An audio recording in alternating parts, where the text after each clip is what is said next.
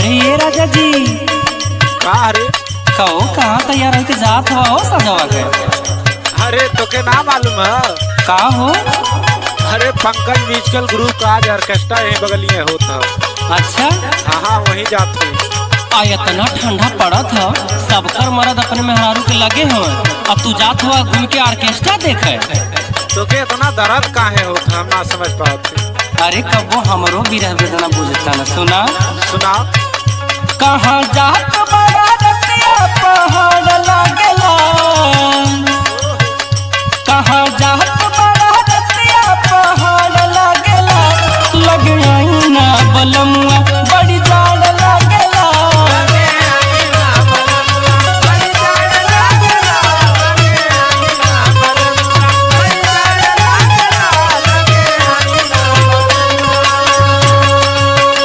कहाँ जात बड़ा रतिया पहाड़ लागेला,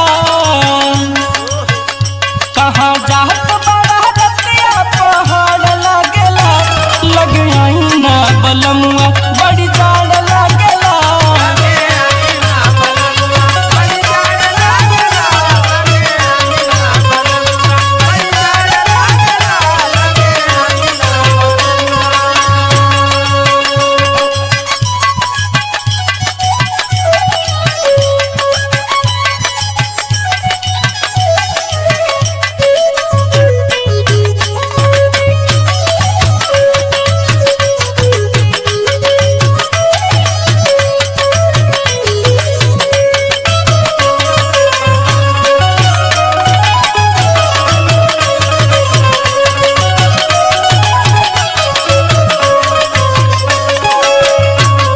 कहो हाँ। उ देखले का मिलल हो? अरे बड़ी मजा आवेले। जानत हो का? हाउ देखा बिरजेश अपने मेहरारू के ने छोड़ के ना जा सकत तू।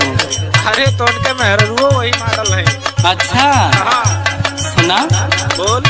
लेला तू हमके भरी पिया कवरिया,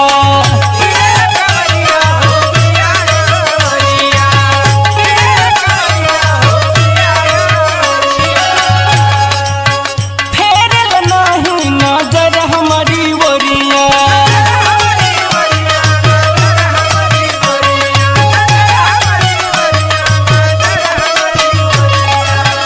काहे इतना गुस्सा करेला? अरे गुस्सा ना, वो जौन बाहर आइल है ना, अब तो से हम का बताएं। सुना सुना काहे गुस्सा से मातल दहाड़ लागेला, काहे गुस्सा से मातल दहाड़ लागेला, लगे आई ना बलमुआ बड़ी जाड़ लागेला।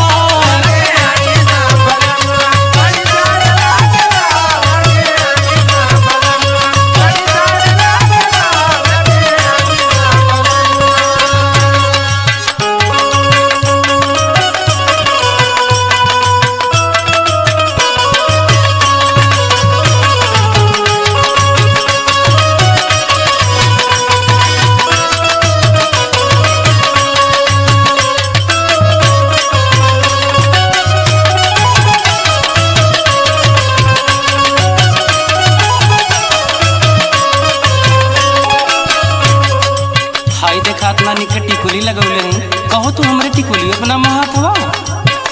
अरे तब अब का बताई तो के तोर फीलिंग हम समझत है, लेकिन तो हमार ना समझत है यार। हाँ जाबा हो जाओ कुछ ठुमका लगाई है ना, वह तू देखबा।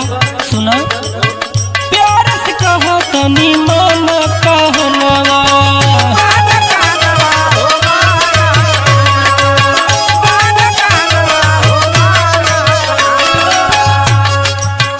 काहे तू प्यार नहीं करेला सजनवा।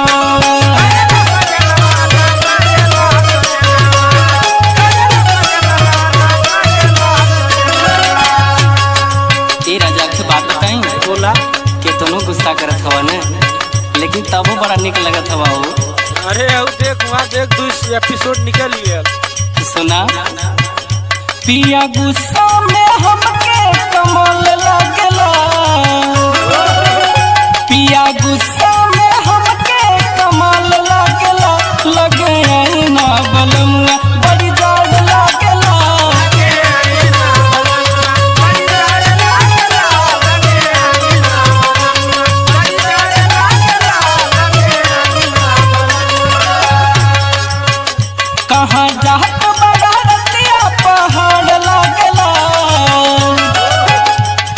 कहवा जात बड़ा रतिया पहाड़ लागला लगे आई ना बलमुआ